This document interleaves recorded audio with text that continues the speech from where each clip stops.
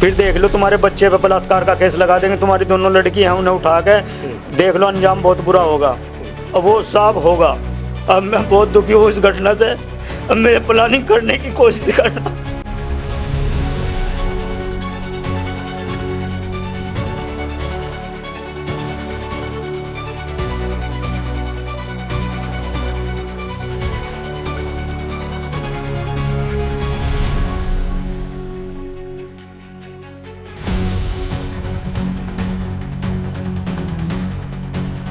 उत्तर प्रदेश के कैराना में नाबालिग युवती से अपहरण कर दुष्कर्म का प्रयास करने का मामला सामने आया है। अंकित नाम के युवक ने अपने अन्य साथियों के साथ मिलकर इस घटना को अंजाम दिया। दरअसल आपको बता दें, ये घटना उस वक्त की है जब एक छात्रा कक्षा 10 की परीक्षा देकर अपने गांव वापस लौट रही थी। तभी अंकित और उसके अन्य साथियों ने छात्रा को पकड़कर धकेल लिया और उसको नशीला पदार्थ सुंघाकर बेहोश कर दिया और इस घटना को अंजाम दिया। पीड़ित परिवार में इस घटना को लेकर काफी भय की स्थिति बनी हुई है। पीड़ित परिवार का कहना है कि हमें पिछले लगातार 3 महीने से धमकियां मिल रही हैं और इस घटना को अंजाम देने के लिए तकरीबन 3 महीने पहले भी अंकित नाम के युवक ने घर में घुसकर छात्रा के साथ छेड़छाड़ करने की कोशिश करी थी और छात्रा द्वारा जब विरोध किया गया तो युवक ने देख लेने की धमकी भी दी थी। लेकिन जब सच्चाई जानने के लिए हमारी टीम ग्राउंड जीरो पर उतरकर पीड़ित परिवार से मिली और जानकारी ली तो पीड़ित परिवार ने रो रो कर अपना दुख दर्द कैमरे पर बताया और कहा हम यहाँ पर डर के साए में जी रहे हैं और हमें यहाँ से प्लान करना पड़ेगा। लेकिन जैसे ही इस घटना की जानकारी उत्तर प्रदेश सरकार में पूर्व कैबिनेट मंत्री रह चुके साप सिंह सैनी को मालूम हुई तो मंत्री साप सिंह सैनी ने पीड़ित परिवार के घर पहुंचकर उन्हें सांत्वना दी और भरपूर आश्वासन दिया कि दोषियों पर कठोर से कठोर कार्रवाई की जाएगी, इसमें कोई बख्शा नहीं जाएगा। अगर कोई अधिकारी इस घटना में लापरवाही बरतेगा तो इसकी शिकायत सीधा मुख्यमंत्री योगी आदित्यनाथ से मिलकर की जाएगी। साथियों, जैसा कि आप जानकारी करना चाहते हैं, आप अच्छी तरह जानते हैं कि उत्तर प्रदेश सरकार बहू और बेटियों की सुरक्षा के लिए निश्चित तौर से प्रयासरत है। जिस तरह से योगी जी ने प्रदेश की गुंडागर्दी खत्म करने का काम किया, बहू बेटियों के लिए 1 से 1 10-90 योजना चलाकर उनको सुरक्षित रखने का काम किया, लेकिन आप देख रहे हैं कैराना में जिस तरह का माहौल यहाँ पर आज मुझे देखने को मिल रहा है कि एक 14 साल की 15 साल की बेटी के साथ अपहरण करने के बाद स्कूल में पेपर देने जा रही थी और पेपर दे कर आने के बाद जिस तरह से उसका अपहरण करके उसको कहना 3 लड़कों ने गन्ने के खेत में ले जाकर उसका बलात्कार करने का काम किया। ये बहुत बड़ा जघन्य अपराध है जिसकी जितनी निंदा की जाए कम है। और वहाँ पर खेत के किसान ने जिस गन्ने के खेत में उस लड़की के साथ वो बलात्कार करने का काम कर रहे थे, वहाँ पर उस गन्ने के खेत के किसान ने पुलिस को फ़ोन करने का काम किया। फ़ोन करने के बाद जब वहाँ पर पुलिस आई, पुलिस ने, ये सबसे बड़ी दुर्भाग्यपूर्ण बात है कि पुलिस ने उन लड़कों को भगा दिया, लड़की को लेकर आए। लड़कों को भगा दिया, तुम भाग जाओ। और लड़के को एक वहाँ से वो पुलिस वाला एक आदमी जो भी एक था 2 थे उनके साथ, उसे किसी प्राइवेट नर्सिंग होम में लेकर आने का काम किया। प्राइवेट नर्सिंग होम में लेकर आने का काम किया। प्राइवेट नर्सिंग होम में जबकि लाने की बात नहीं थी, उस लड़की को मेडिकल के लिए सरकारी अस्पताल में ले जाना चाहिए था।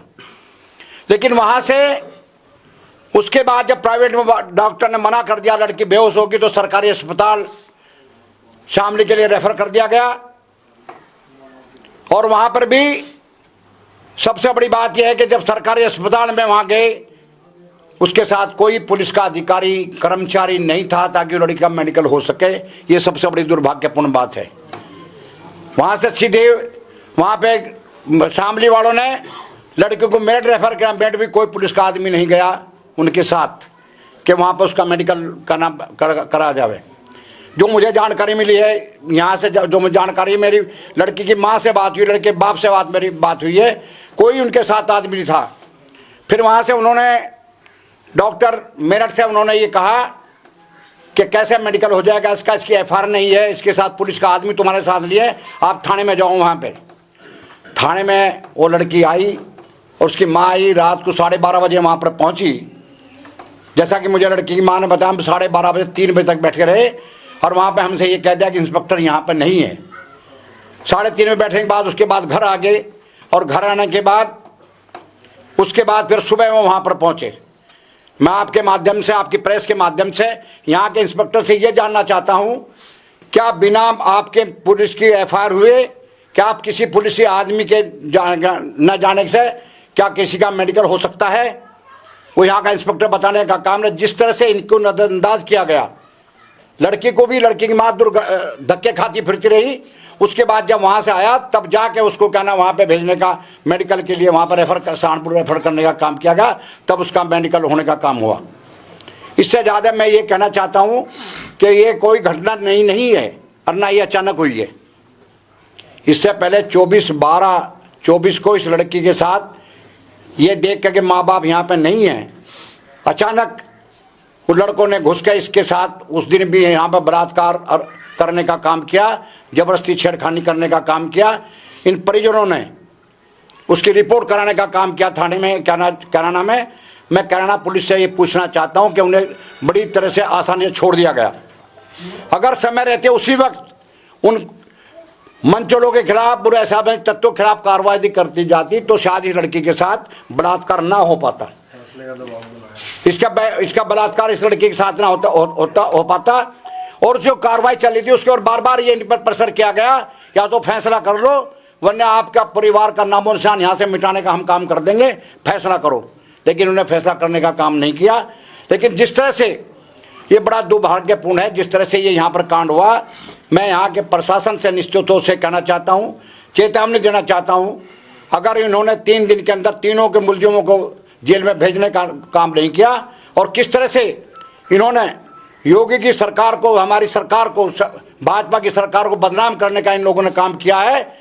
चूँकि योगी ने पूरे प्रदेश से गुंडागर्दी खत्म करने का काम किया, इस तरह के लोगों का प्रदेश से मिटाने का काम किया, या तो वो बाहर चले गए, प्रदेश छोड़ दिया, या फिर उनको ऊपर पहुंचाने का काम योगी जी ने किया। और आपने बहुत से केस और भी देखे होंगे जी कि डॉक्टर लड़के के साथ केस हुआ, अगले चौराहे पे पुलिस वालों ने मार गिराने का काम किया, अगले के चौराहे पर उनका इलाज करने का काम किया। लेकिन यहाँ पे किसी तरह की कार्रवाई नहीं की गई इनके खिलाफ। अगर कार्रवाई होती तो शायद ये घटना ना होती, ये मैं कहना चाहता हूँ। जितने मेरे साथी यहाँ पर मौजूद हैं और आपके प्रेस माध्यम से मैं ये कहना चाहता हूँ, प्रशासन से, पुलिस प्रशासन, खासतौर से इंस्पेक्टर से मैं जानकारी करना चाहता हूँ आपके माध्यम से कि इंस्पेक्टर बताए कि वहाँ के जिस तरह से वो लड़की 11 तारीख को 10 बजे से पुलिस वालों के साथ, 11 बजे से पुलिस वालों के साथ घूमते रहे, उस लड़के को लेकर घूमते रहे, उसका लड़का समय रहते मेडिकल क्यों नहीं करा गया, क्यों नहीं अपने यहाँ FIR दर्ज करेगी उस लड़के की। और माँ बाप तो, माँ लड़के की और लड़की दोनों अनपढ़ थे इस मामले में। लेकिन आपके पुलिस कर्मचारी हर बात को जानते थे कि लीगल क्या है, हमें क्या करना चाहिए, क्या नहीं करना चाहिए। हमारे पे बहुत तरीके से दबाव आए जी, ये तो फैसला कर लो, या नहीं तुम्हारे घर को मिटाने का कोशिश करी, धमकी भी दी। अब फिर देख लो तुम्हारे बच्चे पे बलात्कार का केस लगा देंगे, तुम्हारी दोनों लड़की हैं, उन्हें उठा के देख लो, अंजाम बहुत बुरा होगा। अब वो साफ होगा। अब मैं बहुत दुखी हूँ इस घटना से। अब मेरे प्लानिंग करने की कोशिश करना। रोइए मत, भावुक मत होइए। योगी सरकार में न्याय आपको जरूर मिलेगा। मैं न्याय के लिए लड़ रहा साहब। अच्छा, 11 तारीख की घटना को कैसे देखते हैं? बेटी का पेपर था, एग्जाम देकर जैसे आ रही थी, क्या हुआ पूरा प्रकरण वो बताइए। साहब मैं तो सहारनपुर गया हुआ था, लड़की पेपर दे गए, लड़की को सुबह छोड़ के गया मैं पेपर देने के लिए, और मैं कहा आपको आ जाएगी सर। लड़की नहीं आई और हमें पता चला कि लड़की का बलात्कार करा गया, अपहरण करके। मेरे पे कॉल गई, मैं सर फोन करा सुभाष दरोगा पे, और मैं 1 घंटे के बाद जो है वहाँ भी नहीं पहुँचे, 1 घंटे के बाद भी नहीं पहुँचे। और उसके बाद उन्होंने CM नर्सिंग होम में भर्ती करा, कुछ पुलिस वाले ने, एक पुलिस वाले ने और कुछ खेतों वालों ने जो है लड़की को जान बचाई। प्रथम सूचना आपको किसने दी थी? पुलिस ने दी थी या फिर किसी गांव के व्यक्ति ने? मुझे तो किसी बच्चे ने स्कूल में फ़ोन करा, इसके आई कार्ड से, आई कार्ड पर नंबर देख के बच्चे का, किसी बच्चे ने फ़ोन करा स्कूल में, स्कूल के प्रिंसिपल ने हमारे पे फ़ोन करा। ये इस तरीके से हुई जी हमारी तो वो जानकारी। फिर उसके बाद आप जैसे बता रहे कि आप मेरठ पहुंचे लड़की का मेडिकल कराने के लिए, उस दौरान उसके बीच में क्या हुआ? मैं तो सहारनपुर था जी, और उस टाइम लड़की की मम्मी बहुत परेशान रही। यहाँ से वो पुलिस वाला जो है CM नर्सिंग होम में भर्ती करके गया, और फिर वहाँ से भी जवाब दे दिया तो CSC कैराना पे भर्ती करी गई, वहाँ से भी जवाब दे दिया तो मेरठ करी गई। मेरठ में हमें धक्के खाए पूरी रात पूरे दिन, हमें कोई वो नहीं वहाँ से वो मिला कि भर्ती करने का, वो कि पुलिस को साथ लाते, ऐसा होता। इसलिए साहब हम करीब 12 बजे यहाँ पर आए थाने में, और एक तहरीर, लड़की बेहोशी की हालत में थी, उसमें एक तहरीर दी, और उस घटना से हम 3 बजे के करीब अपने घर प्रस्थान करा हमने। हमें कोई वो नहीं मिला कि क्या हो गए। अब ये सीओ साहब तो वहाँ गए हुए हैं, कोतवाल साहब तो उस फील्ड में गए हुए हैं।